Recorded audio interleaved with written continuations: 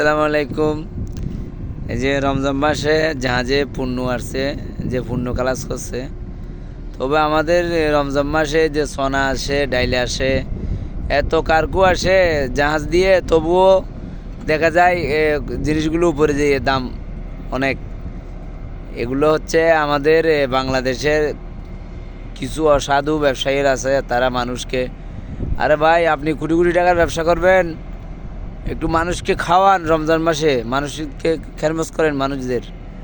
আপনার মিডল ইস্টের দেখা যায়, বিভিন্ন আরব কান্ট্রিতে দেখা যায় মানুষ না খেয়ে মানুষ থাকে না, রমজান মাসে এরা 30 দিন ফ্রি খাওয়ায়।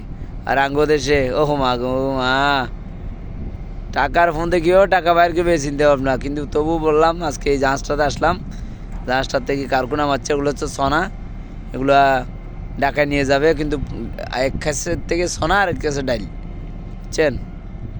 এই হচ্ছে আজকের ভিডিও, এটা আপনাদের জন্য করলাম। জাহাজ থেকে পণ্য নামতেছে, ঢাকা যাচ্ছে, কিন্তু ব্যবসায়ীদের ফকট বলতেছে।